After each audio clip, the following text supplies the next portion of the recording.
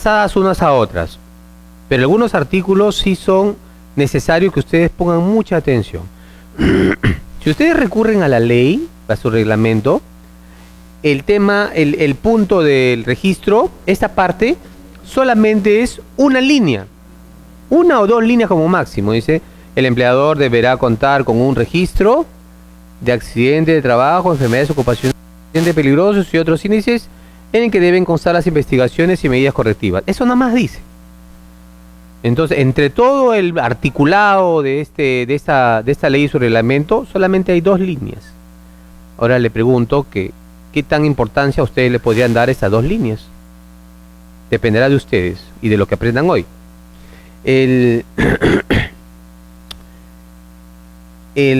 La resolución ministerial 050-2013-TR te da unos formatos y te dice la información mínima que deben tener los registros.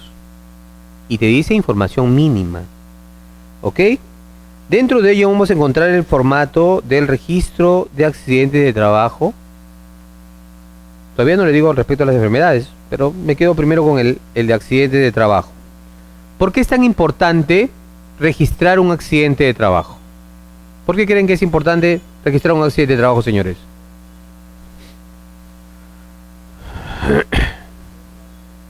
Para tomar medidas, estupendo. ¿Qué más? Para evitar que se repitan. Muy bien, muy bien. Pero muchas veces las empresas registran sus accidentes de trabajo, pero no saben cómo hacerlo. O sea, no solamente basta con que tú registres tu accidente de trabajo. El día de hoy Juan Pérez se accidentó, se quemó el brazo cortando una plancha. ¿Es suficiente eso? No. Esta resolución ministerial te indica más o menos qué es lo que tiene que tener. Y me voy a detener unos minutos en ello, porque de ello va a depender también las acciones que se tomen. Una de ellas, aparte de llenar toda la información, razón social de la empresa, en el registro, dónde vive, dónde queda la empresa, número de la empresa, nombre del trabajador, edad del trabajador, fecha de antigüedad en el puesto de trabajo, experiencia y conocimiento, todas esas cosas te exige como información mínima. La mayoría de empresas no utilizan estos formatos, por lo tanto, a veces no colocan esta información mínima. Entonces, cuando te ponen en su registro de accidente, no te ponen todos los detalles.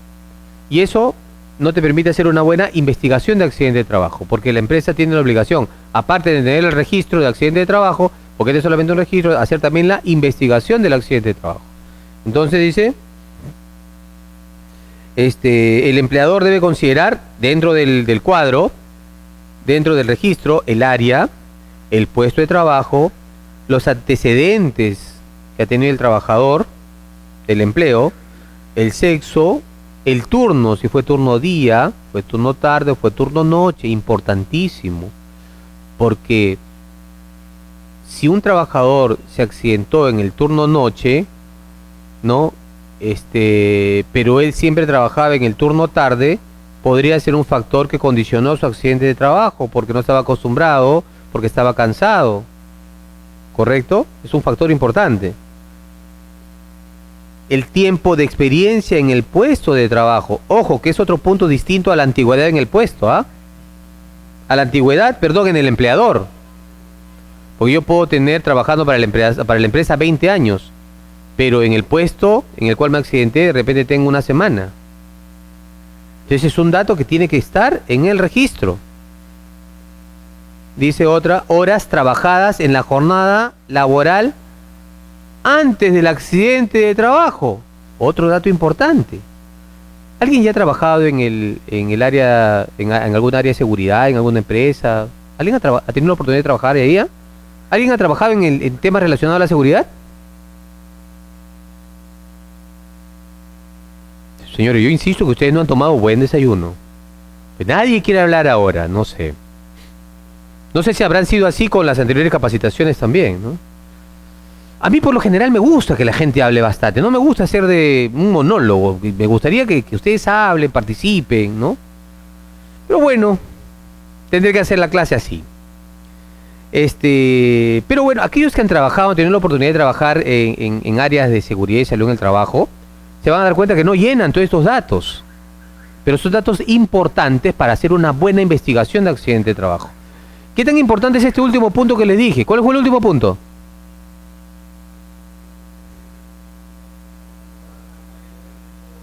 Ah, perfecto, me estaba asustando. Ya con que no hablaban ya era bastante, pero con que no me presten atención ya sí, ya... Ah, no había perdón. La relación que tiene las horas anteriores trabajadas del accidente. ¿Por qué? ¿Por qué creen ustedes? ¿Cuánto tiempo en el Estado peruano se debe elaborar como máximo? 8 horas de trabajo. ¿Pero por qué han puesto 8 horas de trabajo? ¿De dónde nacen las 8 horas de trabajo? ¿Porque aquí se le ocurrió al Estado peruano? ¿Ah? Ya ni contarle la historia de los mártires de Chicago, ¿no? ¿Saben quiénes fueron los mártires de Chicago, no? Entonces, ya contarle toda la historia del día del trabajo, de cómo murieron estos mártires por las 8 horas, ¿no?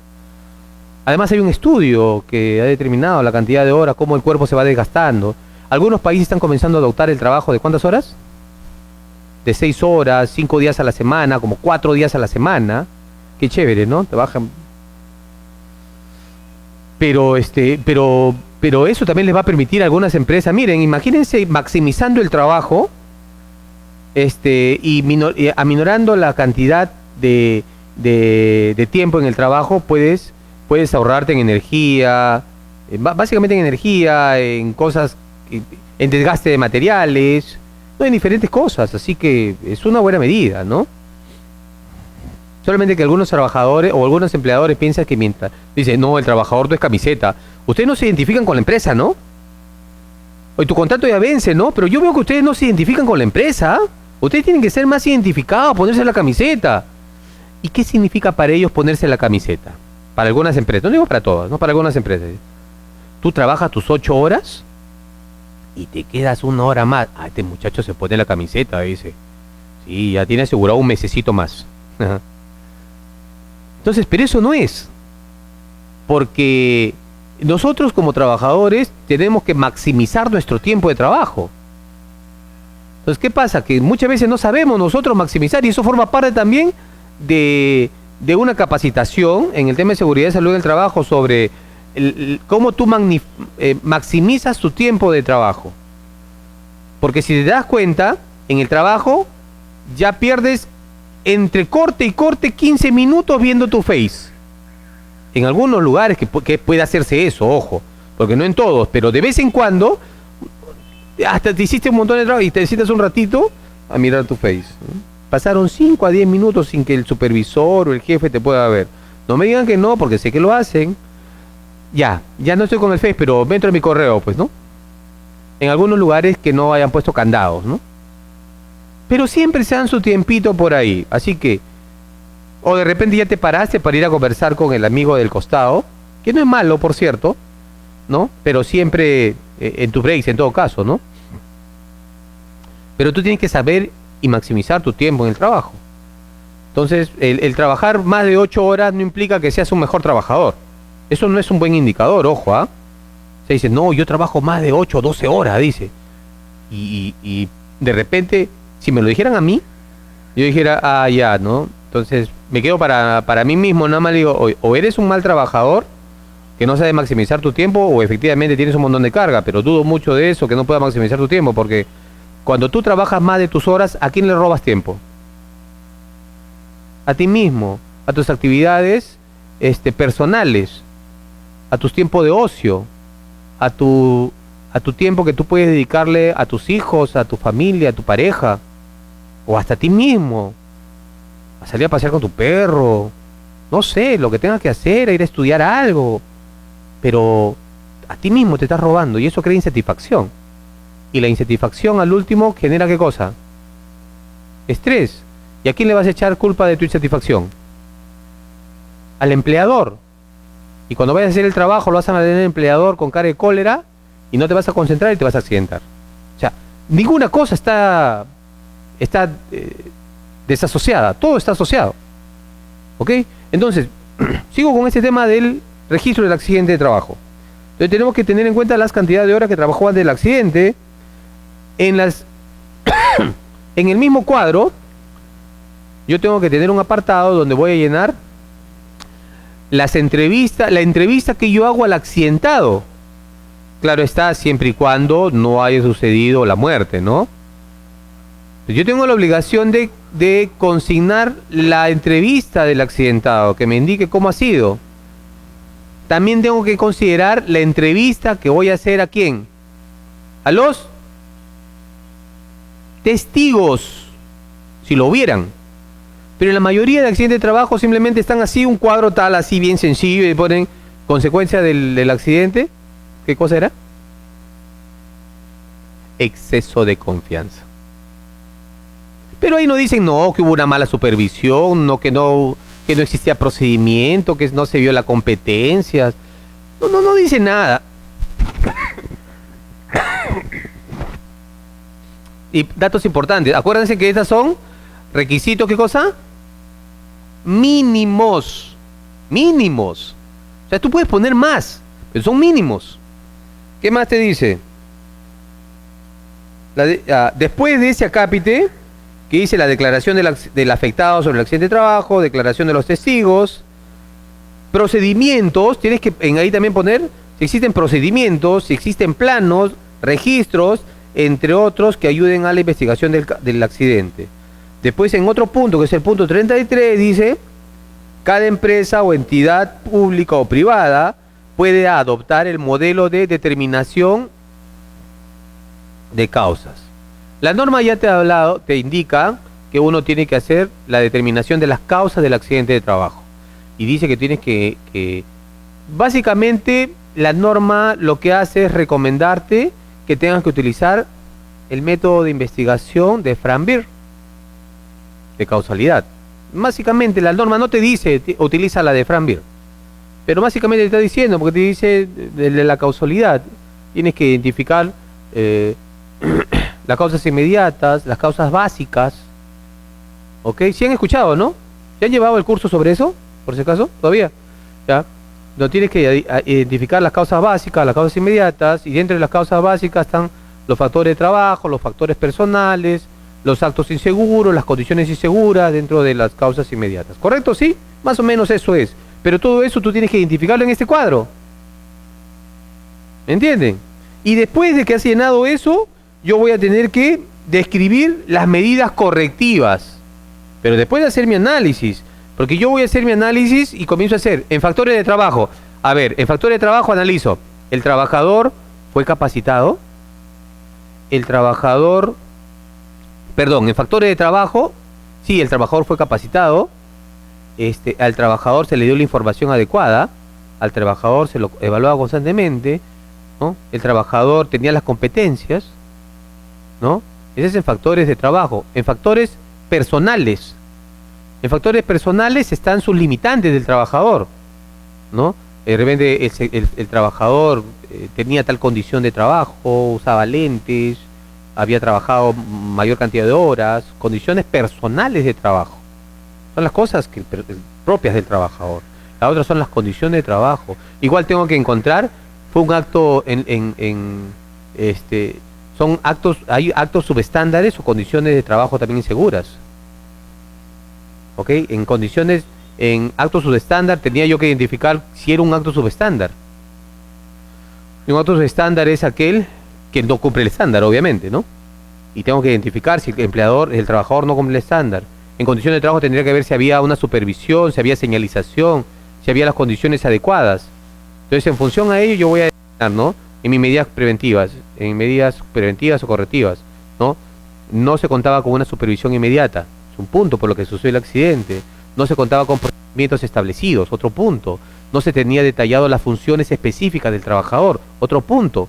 No se tenía no había señalización respecto al peligro y el riesgo, otro punto. No se había detallado en el hiper ese punto que el accidente se accidentó, no había sido identificado correctamente, otra cosa. Y así comienzo a ver en mi esto.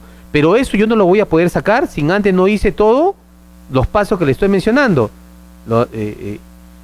Verifiqué los actos estándares, subestándares, condiciones personales, condiciones de trabajo, y lo hice todo de acuerdo a la ley. ¿Sí me entienden? Con ello, si yo hago bien todo eso, me va a permitir decir mis acciones correctivas y preventivas. ¿Ya? Igualito es para ver la enfermedad ocupacional. También la norma te indica cómo debes hacer, qué datos debe llenar tu enfermedad ocupacional. Y así también te dice respecto a todos los demás registros. Vamos avanzando un poco, porque si no el tiempo nos va a ganar. Entonces, acordémonos que estos registros vamos a encontrar en la norma como dos líneas, pero en esas 2 líneas no van a entender todo lo que yo les he explicado, ¿correcto?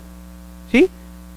Entonces, eso es necesario que ustedes también, esas partes, entrelacen con la norma. ¿Cuál otra norma? ¿Con cuál otra norma? Yo lo voy a estar constantemente haciendo preguntas, ¿ah? Así que no piensen ustedes que esta la van a salir tan fácil. ¿Ya? Ustedes estas normas tienen que relacionarlas al toque, ¿con cuál? Con la resolución ministerial 050-2013-TR, ¿ok? Entonces tenemos el registro de exámenes médicos ocupacionales, el registro de monitoreo de agentes físicos, que también la norma te indica cuáles son los requisitos mínimos, las condiciones, los requisitos mínimos que debe tener cada uno de estos registros, registros de inspecciones, registro de estadísticas, registro de equipo de seguridad o emergencias, registro de inducción, capacitación, entrenamiento y simulacros, ¿ok? Y registro de auditorías. ¿Cuánto tiempo tengo yo obligación de tener guardados estos reglamentos, estos documentos, estos registros? El registro de enfermedades ocupacionales, 20 años.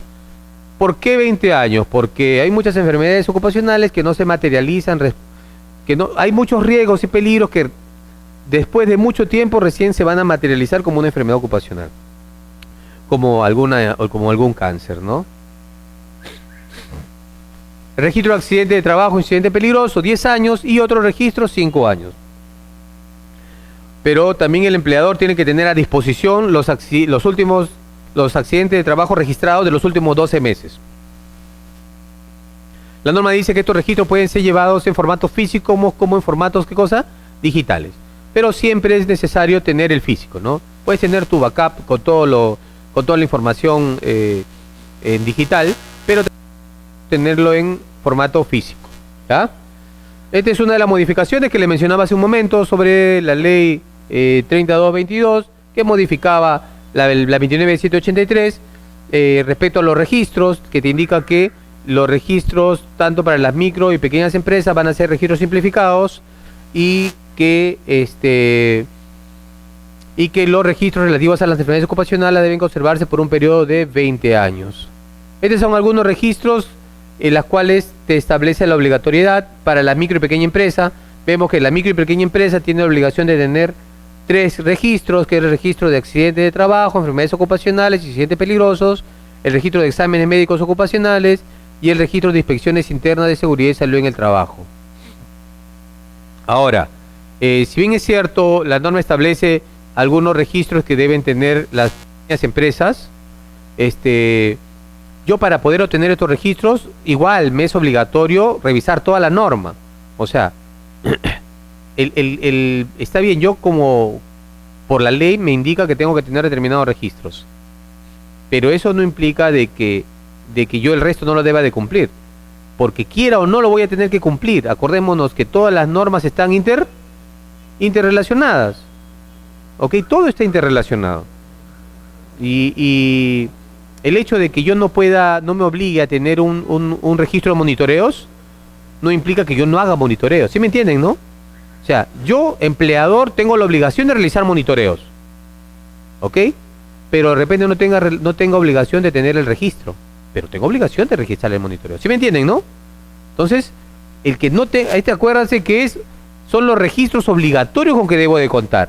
Por ejemplo, una pequeña empresa dice no está obligado a tener un registro de equipo de seguridad de emergencia, pero ¿tiene obligación de contar con equipo de seguridad de emergencia?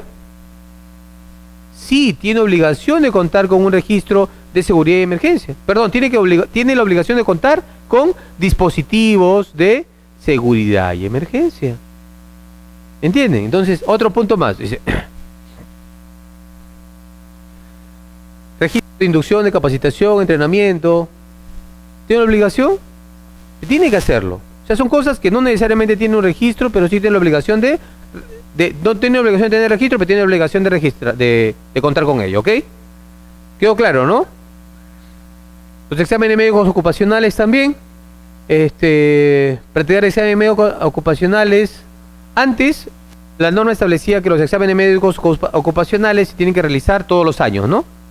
Pero después, cuando salió la modificatoria, obligó a que las empresas tengan que hacer las capacitaciones, los exámenes médicos ocupacionales cada 2 años, siempre y cuando no sean actividades de alto riesgo. En actividades de alto riesgo tienen que hacerse igual cada año al inicio y al final la de salida.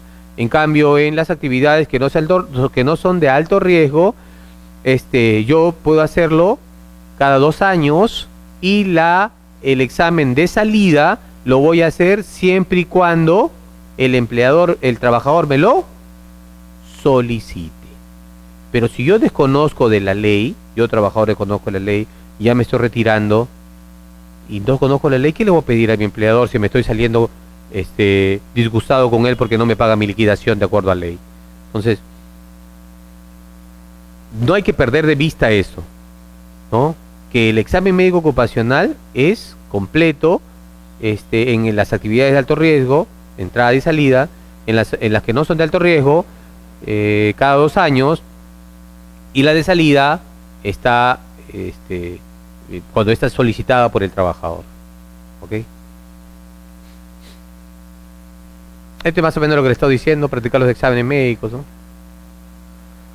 También hubo una modificatoria en la cual incluía que los trabajadores en las empresas donde existían más de 500 trabajadores deberían gozar o contar con un médico ocupacional 6 horas diarias, por lo menos 5 días a la semana. ¿Ok?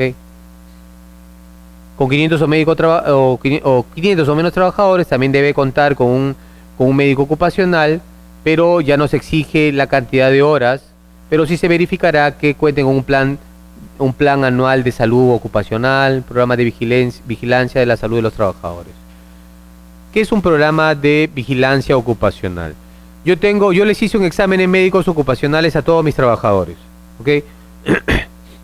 Pero en muchos casos, en muchas empresas, y ustedes también tienen que tener bastante cuidado en ello, se realizan los exámenes médicos ocupacionales y muchas veces se demora mucho tiempo en entregar los resultados al trabajador. Y el trabajador sabe que le han hecho su examen, pero nunca sabe los resultados. Primero, es derecho de ustedes, cuando van a hacerle su examen ocupacional, hablar con el que le está sacando y decir, ya, ¿a qué hora vengo a recoger mis exámenes? Sí, tus resultados. ¿A qué hora vengo? ¿Vengo al mediodía, a las 2, 3? Usted dígame la hora, por favor. De frente, nada más así. De frente. Porque ellos tienen la obligación de dártelo. No, que mire, que todavía vamos a mandarle a tu empleador. Sí, es cierto, vas a mandarle, pero yo quiero saber cómo estoy ahorita. Porque a mí todavía me lo dan después. Aunque sea, dame mi examen el de sangre, ¿no?